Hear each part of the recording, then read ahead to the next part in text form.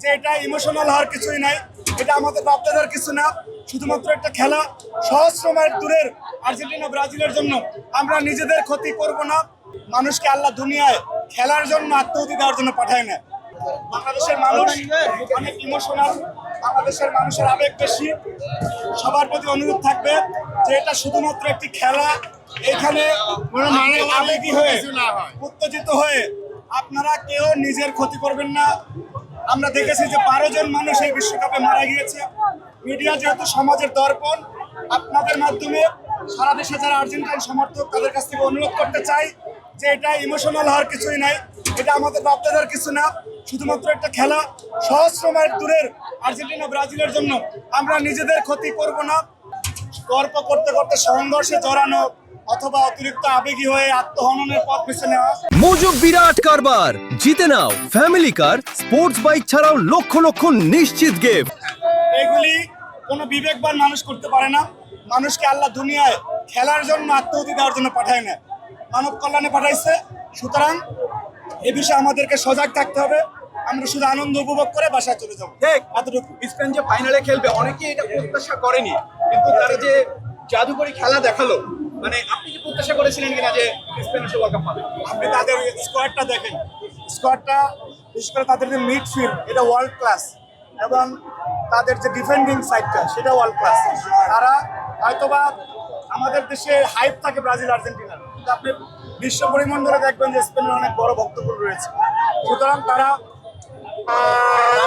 World class team হিসেবে deserve this world cup. ফাইনালে যে খেলা তারা দেখিয়েছে অসাধারণ, অনবদ্য। একটা চ্যাম্পিয়ন টিম হিসেবে তারা চ্যাম্পিয়ন হয়েছে। and they are the champion and my favorite Lamine Yamal, future of the world football, Lamine Yamal। এর উদ্দেশ্যে কি বলবেন? আমার বড় ভাই আমাকে অনেক স্নেহ করে আজকে আমানুল্লাহ আমান বানিয়েছে। আমি লামিনে ইয়ামাল যে তার ভাইয়ের প্রতি যে স্নেহ সেটা দেখে তার প্রতি মুগ্ধ। পরিবারের প্রতি যে তার টান আছে, সংস্কৃতির কারণে যে সে পরিবারকে ভুলে যায় না, এটা একটা অনবদ্য উদাহরণ। এবং তিনি আগামী ফুটবল লামিনে ইয়ামাল শাসন করবেন।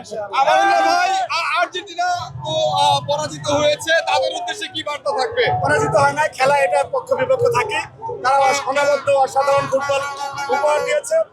এবং আর্জেন্টাইন রাষ্ট্রদূত যে বারবার আমাদের এখানে এসেছেন, তাদের কাছে অনুরোধ থাকবে, বিশ্বকাপ তো শেষ হয়ে গেল, যদি সত্যিকার অর্থে বাংলাদেশের ফ্যানদেরকে আপনারা ভালোবেসে থাকেন তাহলে বাংলাদেশের ফুটবলের জন্য কিছু করেন, যাতে বাংলাদেশের মানুষ আপনাদেরকে অকুণ্ঠ সমর্থন দেয়, সেটা আমরা একটা প্রতিদান পাই। তাদের মধ্যে অনুরোধ থাকবে। আমরা খেলাধুলার যে উন্নয়ন দেখছি, এটা আমাদের তরুণ সমাজকে মানে খারাপ পথ থেকে কতটা সরিয়ে আনছে, বাচ্চাদের জন্য কতটা হেল্পফুল হচ্ছে? নিঃসন্দেহে খেলাধুলা শরীর চর্চার একটি অন্যতম অনুষঙ্গ।